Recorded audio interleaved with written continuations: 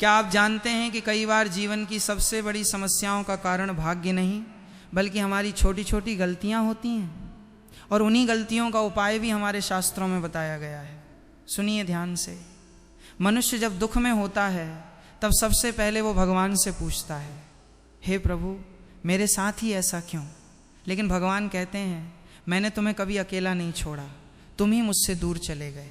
इसलिए सबसे पहला उपाय है कि दिन की शुरुआत भगवान के स्मरण से करें। सुबह उठते ही अपने इष्ट देव का नाम लें। जिस घर में सुबह सुबह भगवान का नाम गूंजता है वहाँ नकारात्मकता अधिक समय तक टिक नहीं पाती। दूसरा उपाय ये है कि अपने माता पिता और गुरु का सम्मान कभी मत छोड़िए। जिस व्यक्ति को अपने माता पिता का आशीर्वाद मिल जाता है उसके जीवन के बड़े बड़े संकट भी धीरे धीरे समाप्त होने लगते हैं। भगवान की कृपा पाने का सबसे सरल मार्ग है माता पिता की सेवा। तीसरा उपाय, भोजन करने से पहले एक रोटी गाय के लिए, थोड़ा अन्न पक्षियों के लिए, और यदि संभव हो तो किसी ज़रूरतमंद को भोजन अवश्य दें। दान केवल धन का नहीं होता, दया का भी होता है। जो दूसरों का पेट भरता है भगवान उसके जीवन में कभी अभाव नहीं रहने देते।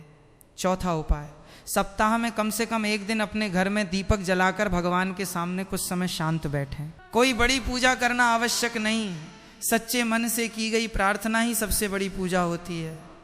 भगवान शब्द नहीं भाव देखते हैं। पांचवा उपाय, अपने घर में कटु वचन बोलना कम कर दीजिए। कई बार घर की बरकत धन की कमी से नहीं बल्कि कड़वे शब्दों से चली जाती है।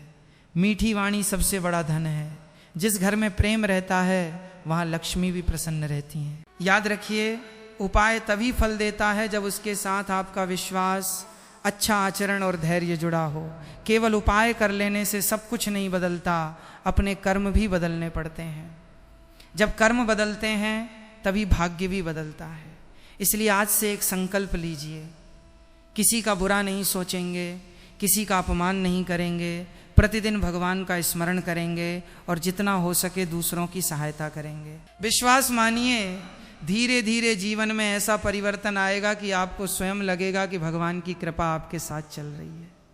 कई लोग कहते हैं, महाराज जी हमने बहुत पूजा की, बहुत उपाय किए, फिर भी सफलता नहीं मिली। मैं उनसे एक बात पूछता हूँ, यदि किसान आज बीज बोए और कल ही खेत में जाके कहें कि फसल कहाँ है, तो क्या उसे फसल मिल जाएगी? नहीं। बीज को अंकुर बनने में समय लगता है, पौधा बनने में समय लगता है और फल आने में भी समय लगता है। उसी प्रकार भगवान के यहाँ भी हर कर्म का फल निश्चित है, लेकिन उसका समय भी निश्चित होता है। इसलिए धैर्य रखना भी एक बहुत बड़ा उपाय है। एक छोटा सा उपाय और सुन लीजिए। जब भी मंदिर जाएं, केवल अपनी इच्छाओं की सूची लेकर मत जाइए। एक बार भगवान के सामने बैठकर केवल उनका धन्यवाद कीजिए। कहिए, प्रभु जो दिया उसके लिए भी धन्यवाद, जो नहीं दिया उसके पीछे भी आपकी कोई भलाई होगी। जिस दिन शिकायत की जगह धन्यवाद आ जाता है उसी दिन से जीवन में शांति उतरने लगती है। यदि घर में बार बार अशांति रहती हो तो प्रतिदिन शाम को एक दीपक जलाकर पूरे परिवार के साथ कुछ मिनट भगवान का नाम स्मरण कीजिए। जब परिवार साथ बैठकर प्रार्थना करता है तो मन के बीच की दूरियां भी कम होने लगती हैं। केवल घर बड़ा होने से सुख नहीं मिलता, घर में प्रेम होने से सुख मिलता है। एक और बात याद रखिए, कभी भी किसी भूखे, असहाय या दुखी व्यक्ति को अपने दरवाजे से खाली हाथ मत लौटाइए। आपकी सामर्थ्य चाहे जितनी हो उसमें से थोड़ा सा भी बांट देंगे तो भगवान आपके जीवन में ऐसी राह खोल देंगे जिसकी आपने कल्पना भी नहीं की होगी। दान हमेशा धन का नहीं होता। एक मीठा शब्द, एक गिलास पानी और एक सच्ची मुस्कान भी बहुत बड़ा दान है। और अंत में बस इतना कहूँगा, उपाय वही सफल होता है जो आपके स्वभाव को भी बदल दे। यदि पूजा तो बहुत कर रहे हैं लेकिन क्रोध, अहंकार, ईर्ष्या और छल नहीं छोड़ रहे तो समझ लीजिए कि पूजा अधूरी है। भगवान को फूलों से अधिक आपका निर्मल मन प्रिय है। जिस दिन मन साफ हो जाएगा उसी दिन से आपके जीवन की राह भी साफ होने लगेगी। यही शास्त्रों का सार है, यही संतों की वाणी का संदेश है। और एक बात ध्यान से सुन लीजिए, कई लोग अपने भाग्य को दोष देते रहते हैं। हर बात पर कहते हैं मेरी किस्मत ही खराब है, लेकिन शास्त्र कहते हैं कि भाग्य सोया हुआ नहीं होता, हमारे कर्म उसे जगाते हैं। यदि मनुष्य हर दिन थोड़ा थोड़ा अपने आचरण को सुधार ले तो वही कर्म धीरे धीरे उसके भाग्य का निर्माण करने लगते हैं। इसलिए सुबह उठते ही सबसे पहले अपने मन में ये संकल्प कीजिए कि आज किसी का दिल नहीं दुखाऊंगा, किसी के साथ छल नहीं करूंगा और अपने कर्तव्य को पूरी ईमानदारी से निभाऊंगा। ये संकल्प भी एक महान उपाय है, एक और सरल उपाय है। यदि कभी मन बहुत अशांत हो, चिंता लगातार बनी रहती हो, तो कुछ देर के लिए मोबाइल, शोर शराबा और व्यर्थ की बातों से दूरी बनाकर शांत स्थान पर बैठिए। भगवान का स्मरण कीजिए और अपने मन से कहिए, जो होगा प्रभु की इच्छा से होगा, मैं अपना कर्म करता रहूँगा। देखना धीरे धीरे मन का बोझ हल्का होने लगेगा, क्योंकि चिंता शक्ति को कम करती है और विश्वास शक्ति को बढ़ाता है। याद रखिए, घर में धन आने से पहले घर में सद्बुद्धि आनी चाहिए। यदि बुद्धि सही है तो धन भी टिकेगा और सम्मान भी मिलेगा, लेकिन यदि बुद्धि ही गलत दिशा में चली गई तो कितना भी धन क्यों ना आ जाए, सुख कभी नहीं मिलेगा। इसलिए प्रतिदिन कुछ समय अच्छे विचार सुनिए, अच्छी पुस्तक पढ़िए और ऐसे लोगों का साथ कीजिए जो आपको सही मार्ग दिखाएं। संगति बदल जाए तो जीवन की दिशा भी बदल जाती है। एक बात और समझ लीजिए, भगवान कभी ये नहीं देखते कि आपके पास कितना धन है, वे ये देखते हैं कि आपका हृदय कितना निर्मल है। कोई व्यक्ति लाखों रुपए चढ़ा दे, लेकिन मन में अहंकार हो तो उसका महत्व तो कम हो जाता है। वहीं कोई गरीब व्यक्ति सच्चे प्रेम से एक दीपक भी जला दे तो वो भगवान को अधिक प्रिय हो जाता है। इसलिए दिखावे की भक्ति नहीं, सच्चे मन की भक्ति कीजिए। और अंत में यही कहूँगा, जब भी जीवन में कठिन समय आए घबराइए मत। ये सोचिए कि शायद भगवान आपको पहले से अधिक मजबूत बना रहे हैं। जिस प्रकार सोना आग में तपकर ही कुंदन बनता है, उसी प्रकार मनुष्य भी कठिनाइयों से गुजर कर निखरता है। इसलिए विश्वास बनाए रखिए, अच्छे कर्म करते रहिए और ईश्वर पर भरोसा कभी मत छोड़िए। समय बदलता है, परिस्थितियां बदलती हैं, और जब भगवान की कृपा होती है तो असंभव दिखने वाले कार्य भी संभव हो जाते हैं। यही जीवन का सबसे बड़ा उपाय है। बहुत से लोग पूछते हैं, महाराज जी हमारे घर में मेहनत तो बहुत होती है लेकिन बरकत नहीं होती। मैं उनसे कहता हूँ, पहले अपने घर का वातावरण देखिए। जिस घर में हर समय क्रोध, झगड़ा, अपशब्द और शिकायत रहती है, वहाँ सुख अधिक समय तक नहीं ठहरता। और जिस घर में प्रेम, सम्मान, संयम और भगवान का स्मरण होता है, वहाँ धीरे धीरे बरकत स्वयं आने लगती है। इसलिए पहला उपाय घर के वातावरण को बदलने का कीजिए। एक और बात हमेशा याद रखिए, किसी भी व्यक्ति की मजबूरी का कभी मजाक मत उड़ाइए। आज जो परिस्थिति उसके जीवन में है, कल वही आपके जीवन में भी आ सकती है। संसार एक चक्र है, समय हमेशा एक जैसा नहीं रहता। इसलिए यदि किसी की सहायता नहीं कर सकते तो कम से कम उसका अपमान भी मत कीजिए। दूसरों के आंसू पोंछने वाला व्यक्ति कभी भगवान की कृपा से वंचित नहीं रहता। यदि जीवन में बार बार रुकावटें आ रही हों तो एक आदत आज से ही शुरू कर दीजिए। रात को सोने से पहले 5 मिनट अपने पूरे दिन का हिसाब कीजिए। सोचिए कि आज मैंने किसका दिल दुखाया, कहाँ गलती की और कल उसे कैसे सुधारूंगा। जो मनुष्य रोज स्वयं को सुधारने का प्रयास करता है, उसकी उन्नति को कोई नहीं रोक सकता। आत्मचिंतन से बड़ा कोई उपाय नहीं। और सुनिए, केवल भगवान से मांगते ही मत रहिए। कभी कभी ये भी कहिए, प्रभु मुझे इतना योग्य बना दीजिए कि मैं किसी की मदद कर सकूं। जब आपकी प्रार्थना केवल अपने लिए नहीं बल्कि दूसरों के कल्याण के लिए होने लगती है, तब ईश्वर की कृपा और भी गहरी हो जाती है। एक छोटी सी बात जीवन बदल सकती है। जब भी भोजन करने बैठें, उस अन्न के लिए मन ही मन कृतज्ञता व्यक्त करें।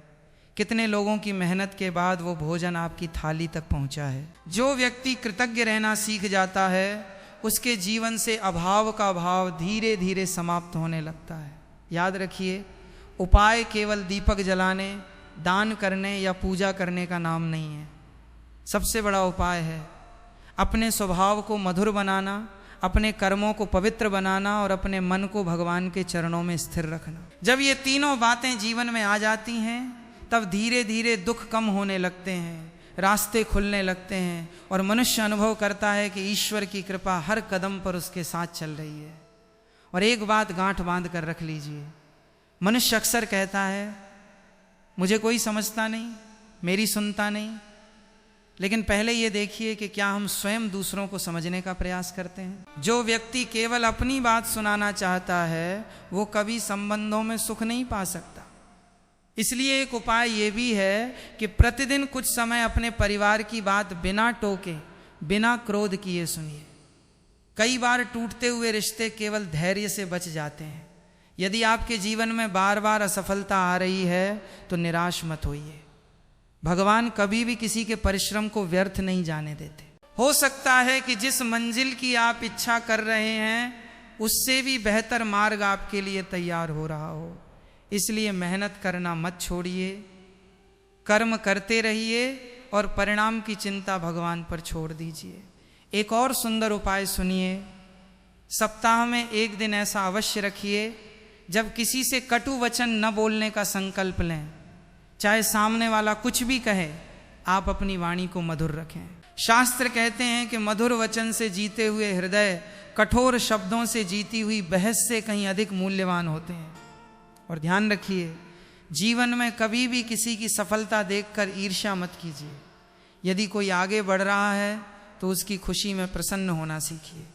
ईर्ष्या मनुष्य की शक्ति को भीतर ही भीतर समाप्त कर देती है, जबकि शुभ कामना देने वाला मन स्वयं भी आगे बढ़ने लगता है। भगवान उसी हृदय में कृपा बरसाते हैं जिसमें द्वेष नहीं होता।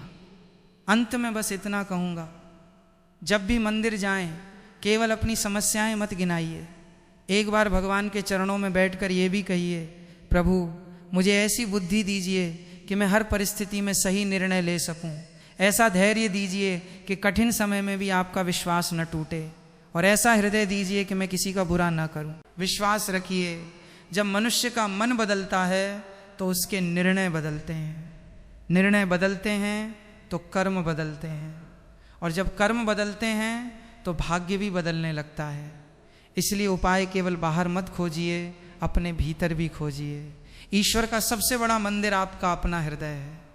जब वहाँ श्रद्धा का दीपक जलता है तब जीवन के अंधेरे अपने आप दूर होने लगते हैं। कई लोग कहते हैं, महाराज जी हम रोज़ पूजा करते हैं फिर भी मन अशांत रहता है।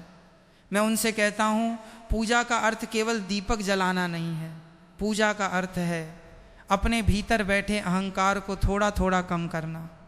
जिस दिन मनुष्य अपने क्रोध पर विजय पा लेता है उस दिन समझ लीजिए कि उसकी सबसे बड़ी पूजा सफल हो गई, क्योंकि भगवान को ऊंची आवाज में की गई प्रार्थना से अधिक शांत और निर्मल हृदय प्रिय होता है। एक बात हमेशा याद रखिए, जीवन में दो प्रकार के लोग मिलते हैं।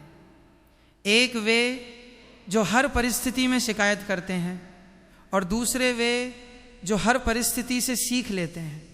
शिकायत करने वाला व्यक्ति धीरे धीरे अपनी शक्ति खो देता है, जबकि सीखने वाला व्यक्ति हर दिन पहले से अधिक मजबूत बनता जाता है। इसलिए यदि आज आपके जीवन में कोई कठिनाई आई है तो ये मत सोचिए कि भगवान ने आपको छोड़ दिया, बल्कि ये सोचिए कि भगवान आपको कुछ ऐसा सिखा रहे हैं जो बिना उस कठिनाई के कभी नहीं सीख पाते। और सुनिए, घर में सुख शांति बनाए रखने का एक बहुत सुंदर उपाय है।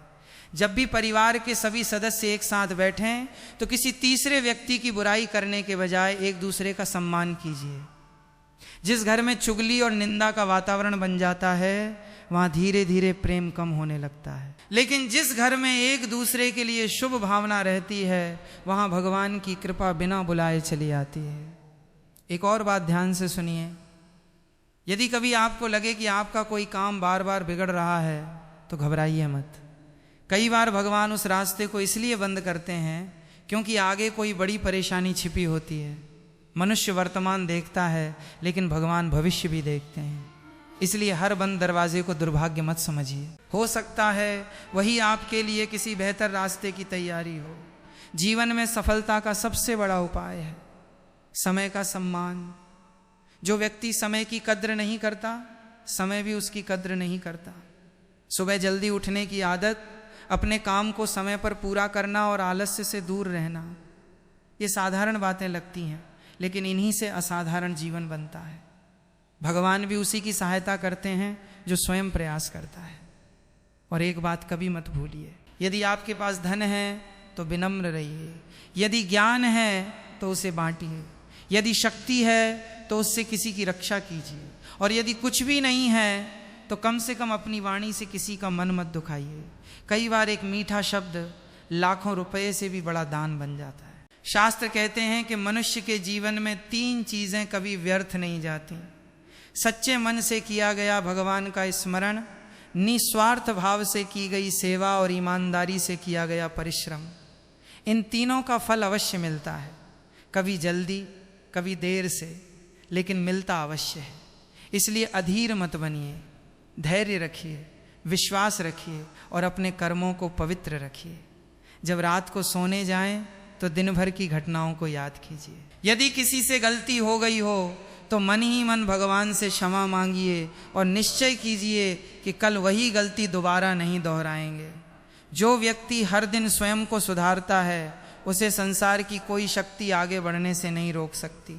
अंत में बस इतना ही कहूँगा, भगवान से चमत्कार की प्रतीक्षा मत कीजिए, बल्कि अपने जीवन को ऐसा बना लीजिए कि आपका हर अच्छा कर्म ही चमत्कार बन जाए। सत्य बोलिए, ईमानदारी से कमाइए, माता पिता का सम्मान कीजिए, ज़रूरतमंद की सहायता कीजिए और हर परिस्थिति में ईश्वर पर विश्वास रखिए। जब मनुष्य इन बातों को अपने जीवन में उतार लेता है तब उसके जीवन में केवल परिस्थितियां ही नहीं बदलती, उसका पूरा व्यक्तित्व बदल जाता है। और जब व्यक्ति बदल जाता है तब उसका भाग्य भी बदलना शुरू हो जाता है। यही जीवन का सबसे बड़ा उपाय है, यही संतों की शिक्षा है और यही वो मार्ग है जो मनुष्य को भीतर से भी समृद्ध बनाता है और बाहर से भी सफल।